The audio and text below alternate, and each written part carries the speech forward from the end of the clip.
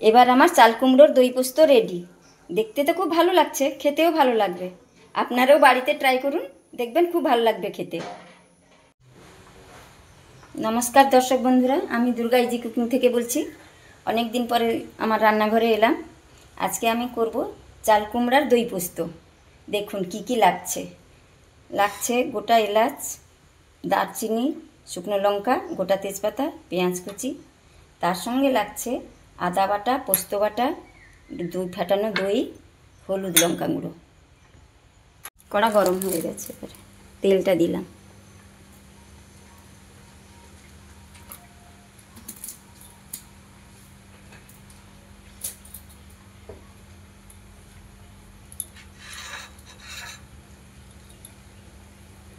তেলটা একটু কাঁচা ভাব ছাড়লে ওই মশলাগুলো দেবো।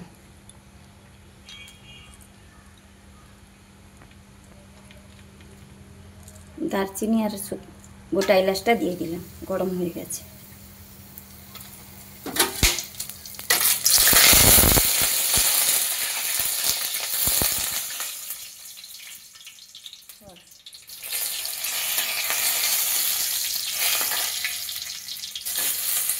পেঁয়াজ কুচিটা দিলাম।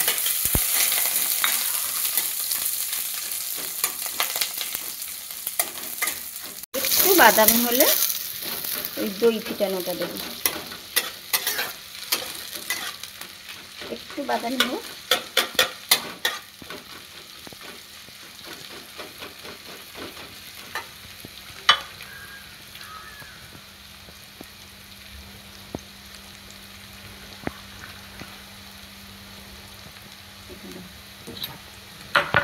এবারে ফেটানো দইটা দিলাম।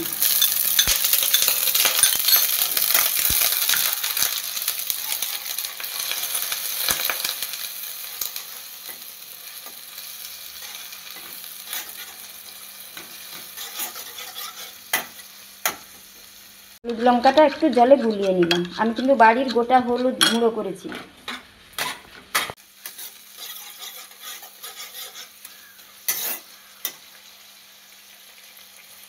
হলুদ লঙ্কা মাখানোটা দিলাম।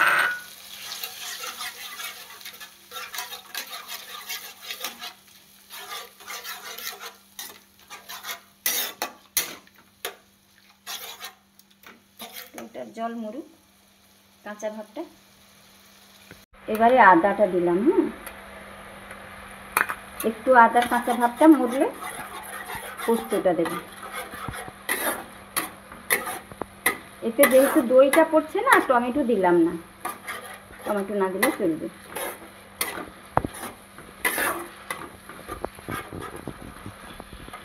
এবারে পোস্তটা দিলাম।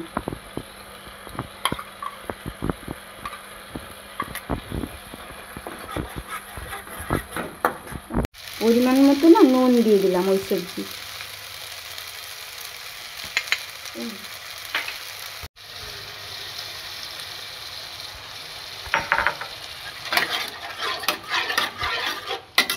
কুমড়ার আলুটাকে কুকারে একটা সিটি দিয়ে রেখেছিলাম, এবারে ওটা দিয়ে দিলাম।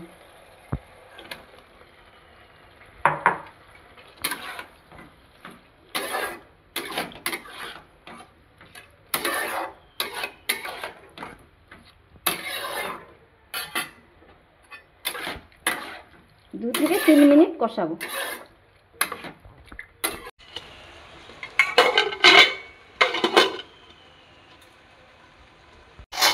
এবার ঢাকাটা খুলে দেখি।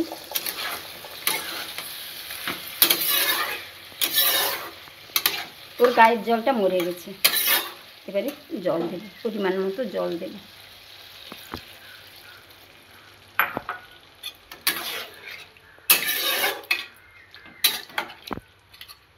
আর একটু লাগবে।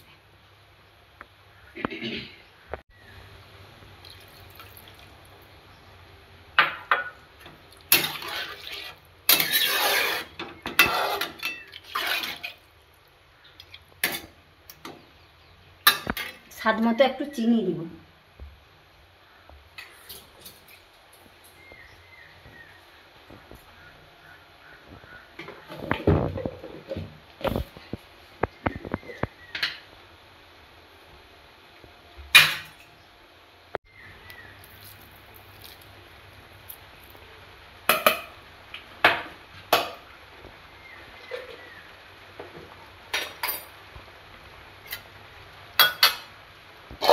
4 থেকে 5 মিনিট ঢাকা দিয়ে দিলাম।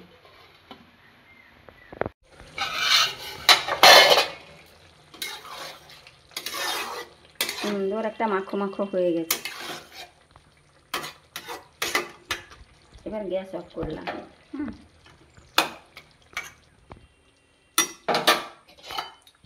2 সেকেন্ড ঢাকিয়ে দিলাম, গ্যাসটা অফ করেছি তো 2 সেকেন্ড ঢাকিয়ে দিলাম।